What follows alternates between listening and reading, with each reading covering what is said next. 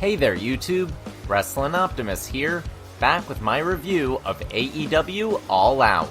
Let me start by admitting that I pirated this show. Not only do I think it was exploitative for Tony Khan to expect fans to shell out pay-per-view money 2 weeks in a row, I'm really upset about this whole Punk situation. To be clear, I'm not mad that Punk was fired. I'm mad that he was the only one fired. The Elite and their friends antagonized Punk from day one, and Tony never put his foot down to stop them. Now they have blanket immunity and they know it.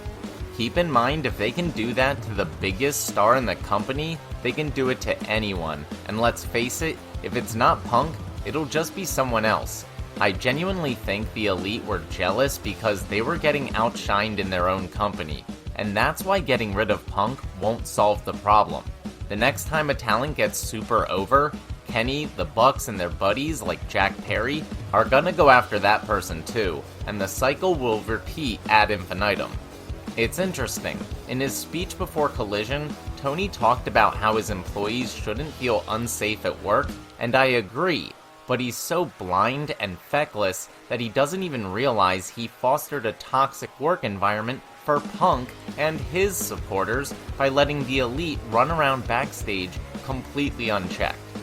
That's why I'm not sure I'll continue doing reviews for AEW pay-per-views moving forward, and I might stop watching the product altogether. Like Tony, this is a really hard decision for me, but with all the drama, AEW just isn't fun anymore. Anyway, for potentially the last time, at least with All Elite Wrestling, let's take it over to the action figures.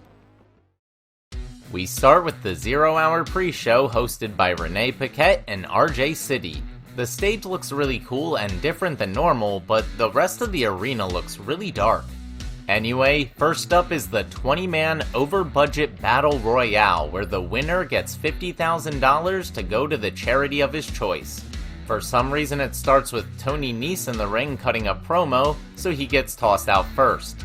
The final two are Brian Cage and Hangman Page, with Page hitting a Deadeye on the apron for the win. Next up is the obligatory women's match as Hikaru Shida, Willow Nightingale, and Sky Blue take on Mercedes Martinez, Diamante, and Athena.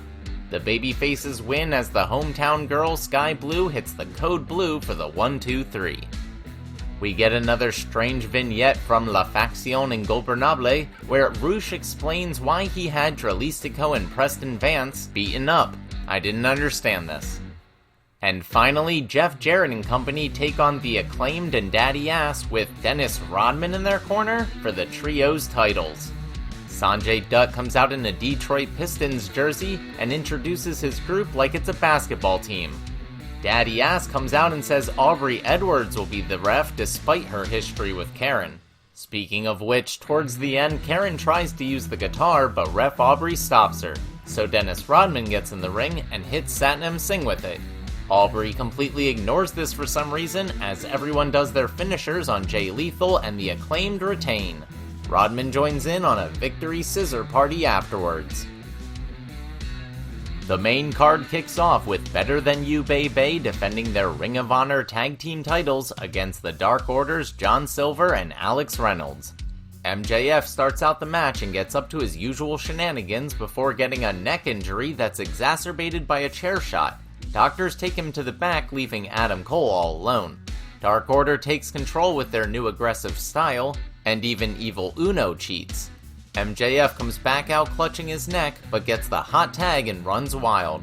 Eventually, MJF and Cole hit the double clothesline to win and retain, but MJF continues holding his neck. I wonder if that'll play into any stories moving forward. Next up is Samoa Joe defending his Ring of Honor TV title against Shane Taylor. Despite being champion, Joe comes out first and bumps MJF on the ramp. Against Cole's advice, Max tries to attack Joe but gets choked out. The two men are separated by security. Anyway, Shane Taylor comes out, but I don't know much about him other than he's really big, leading to a super hard-hitting match. In the end, Joe gets Shane in the Coquina Clutch and retains his title. Luchasaurus, with Christian Cage clutching his TNT Championship, takes on Darby Allin with Nick Wayne in his corner. They start fighting on the outside where Darby gets cut open by the steel steps. It's a brutal match with the dinosaur targeting Darby's injured back. Finally, he hits 2 tombstones in a row along with a lariat to the back of the neck to pick up the win and retain. Afterwards, Luchasaurus beats up Nick Wayne and makes him watch as Christian sets up Darby for a concerto before a bunch of other wrestlers, including Shawn Spears, make the save. Now it's the match I was honestly looking forward to the most, Powerhouse Hobbs vs. the Redeemer Miro. Both of them have great entrances, and if you thought Samoa Joe vs. Shane Taylor was hard-hitting, this match said hold my beer. Big spots everywhere, and it goes surprisingly long. But the story of this match was the crowd, who decided to pay homage to Big E's infamous love for big meaty men slapping meat. In addition to chanting meat after each blow during a chop battle, the chants I could make out were slap that meat, meat forever, holy meat, and beat that meat. Between that and how over each man and their moveset already were, this crowd was having an absolute blast. Miro kicks out of a spinebuster, then fittingly Hobbs powers out of the game over, but he can't do it a second time and taps out. They both shake hands afterwards, but Hobbs attacks Miro from behind. Suddenly, Miro's wife, the former Lana, runs down and nails Hobbs with a chair, but he just shrugs it off. However, he turns his back, allowing Miro to hit him with the chair. Hobbs rolls out of the ring as Miro's wife attempts to embrace him. However, he rejects her and walks away, continuing to forsake everything in his quest for glory. Now it's the obligatory main card women's match as Chris Statlander defends her TBS title against Ruby Soho. Statlander is wearing Zoolander-themed entrance attire that JR just doesn't understand. Predictably, Saraya interferes, even tearing up a fan's sign. When Ruby goes to use the spray paint, a deranged Toni Storm appears from under the ring and steals it. Statlander hits her finisher, gets the pin, and retains her title. Toni continues wandering around ringside, spraying the paint into the air and laughing maniacally. I guess the Outcasts are officially done. And now I'll never get my fantasy war games between the Outcasts with Athena versus the originals of Britt Baker, Hikaru Shida, Chris Statlander, and Nyla Rose, since Jamie Hayter is injured. The American Dragon Bryan Danielson takes on Ricky Starks in a no-DQ strap match.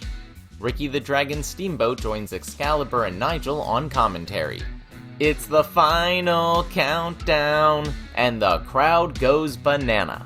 Starks refuses to strap up initially so he can attack Danielson with his weight belt, and there's already blood. Eventually, they're tied together. When Danielson catches Starks in the Tree of Woe, he viciously lashes Ricky with the heavy leather strap, drawing audible gasps from the crowd and leaving tons of noticeable welts. Bryan continues beating Starks around a ring post and even incorporates the straps into his yes kicks. Suddenly, Big Bill tries to interfere, but he's stopped by Ricky Steamboat. When Bill goes to chokeslam the Dragon, Danielson throws Ricky Starks on top of him, then does a crossbody onto both men. Bryan kicks Ricky's head in, then sinks in the label lock, but has to literally choke Starks out with the strap to get the win. But the brutality isn't over as Eddie Kingston and Katsuyori Shibata take on the Blackpool Combat Club's Claudio Castagnoli and Wheeler Yuta. Eddie's shirt says Claudio sucks eggs. Lots of titles here as Claudio is the Ring of Honor champ, Shibata is the Ring of Honor Pure champ, and Eddie is the New Japan Strong Openweight champ. At one point, Shibata gets Wheeler in a leg lock while simultaneously putting Claudio in an ankle lock. Kingston absorbs a flurry of forearms from Yuta and kicks out of the neutralizer from Claudio. In a very surprising and possibly rushed finish, Shibata puts Wheeler in a sleeper and doesn't see Claudio hit Eddie with an uppercut and somehow get the pin. Next up is Kenny Omega vs Konosuke Takeshita. Sorry, but this match didn't do anything for me. It's supposed to be some kind of blood feud between Kenny and Don with Takeshita serving as a proxy, but I just don't feel the hate. Kenny comes out in green pants, similar to the ones he wore when first starting in Japan, and when first meeting Takeshita. In classic Kenny Omega style, there's tons of kickouts and reversals. Don Callis keeps interfering, including introducing the screwdriver, but the ref sees it and throws it away. In the end, Takeshita hits an exposed running knee to finally get the pin and beat Kenny for the first time in his career. In my opinion, the semi-main event sees Bullet Club Gold take on FTR and the Young Bucks.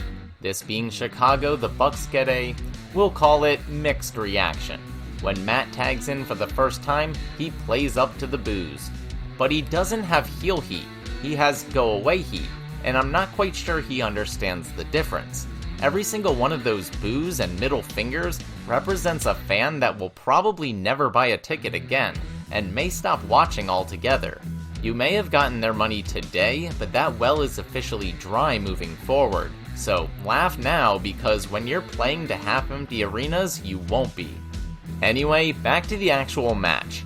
Dax Harwood runs wild before his team manages to lock in 4 sharpshooters. This is especially impressive because the faces refuse to work together.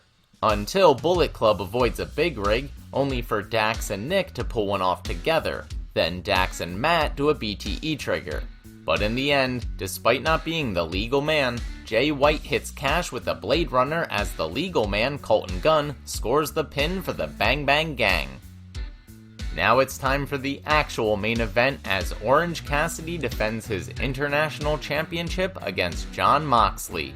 This is Cassidy's first ever pay-per-view main event, as he comes out with Best Friends and Chris Statlander, while Moxley comes out with the Blackpool Combat Club. However, everyone goes to the back for the match itself. It's a Moxley match, so of course there's lots of blood right from the start. He also has a very noticeable size advantage over Cassidy that really plays well into the underdog aspect of the story. Moxley exposes the concrete floor, but gets reversed and hit with a beach break, almost getting counted out. Cassidy's orange kicks are actually devastating as he lays into Mox, then he immediately kips up from a King Kong lariat and kicks out of a second. But it's the lackadaisical kick out from the Death Rider that really pops the crowd. It's short-lived though, as Moxley hits another Death Rider and gets the shock pinfall to become your new international champion.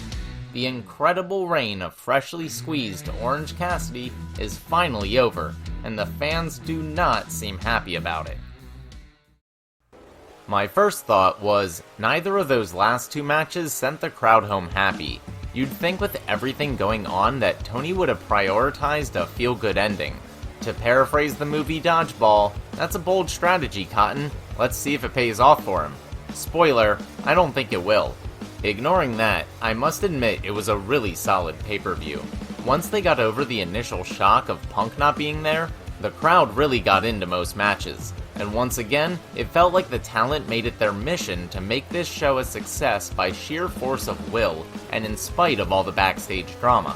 So regardless of what you think about Tony, you have to give it up to all the wrestlers for that. Alright, that'll do it for AEW All Out 2023. Let me know what you thought down there in the comments. If you enjoyed the video, make sure to do all that normal YouTube stuff. Smash the like button, share with any wrestling or action figure fans you may know, subscribe to the channel, and spread the word. You can also talk to me over on X at WrestlingOptimus, or see all my best figure photography over on Instagram at WrestlingOptimus. If you haven't seen my review of WWE Payback, you can check that out right here. But until next time, I've been Wrestling Optimus, and I'll catch you later.